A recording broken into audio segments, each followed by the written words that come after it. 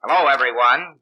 This is your Ravenna Ordnance Center news reporter, Laverne Sample, bringing you a digest of the latest news and announcements of interest to every employee of the Ravenna Ordnance Center.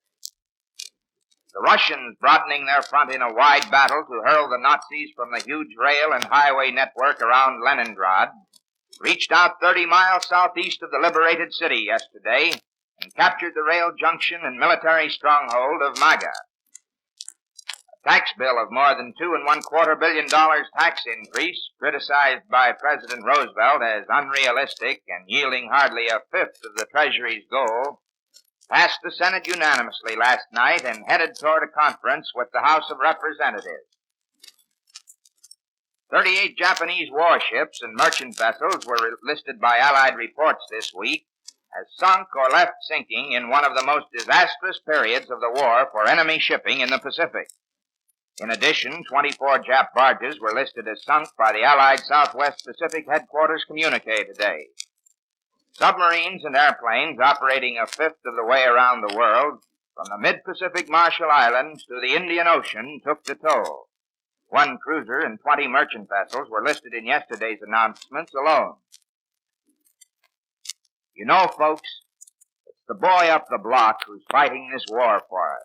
It's the freckle-faced kid who used to deliver the groceries, and the youngster fresh out of high school.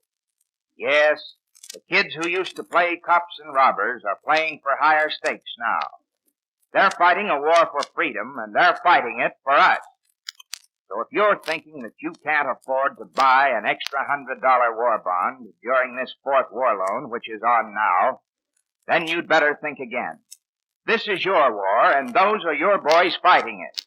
Buy at least one extra $100 war bond, which costs $75, now. Let's all back the attack. And here's a bond sale that was made in the administration building that we believe deserves recognition.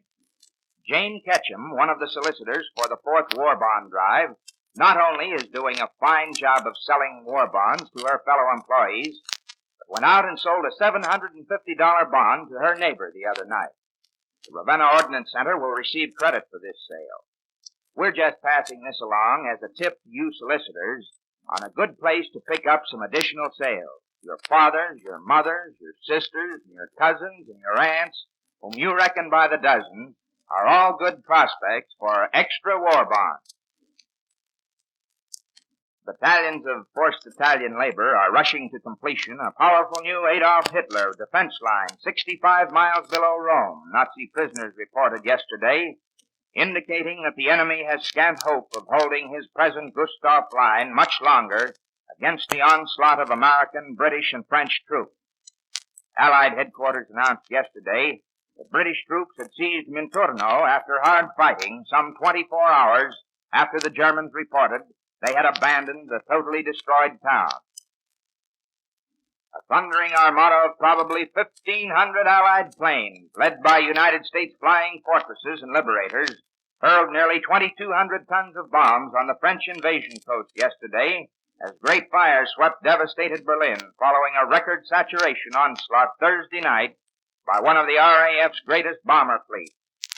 For 24 hours from 7:30 p.m. Thursday night, Adolf Hitler's European fortress trembled and erupted under the concentrated destruction of nearly 5,000 tons of high explosives and incendiary bombs launched by thousands of Allied planes renewing the mighty pre-invasion pounding of the continent. Last night it appeared that RAF night bombers had begun a mighty new 24 hours of Allied operations, for the DNB long-wave radio transmitter in Berlin went off the air at 10:30 p.m., for technical reasons, an hour after the Paris radio had ceased broadcasting.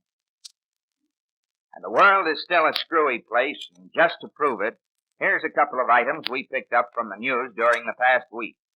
In Portland, Oregon, OPA official W.H. McCarger's application for a house was rejected by WHA on the ground that his job was not essential. In Tallahassee, Ben J. Walker, who swore he was 113, took a bride. In Jefferson City, Missouri, Minnie Bronner dashed out of her blazing house, dashed back in again, dashed out again, accompanied by 28 dogs. And with that, we come to the end of another regularly scheduled news broadcast. Until Monday at this same time, this is Laverne Sample who reminds you that this war's far from over. So don't say you can't afford an extra $100 war bond this month. Until victory is ours, we've got to sacrifice. Buy your extra war bond today.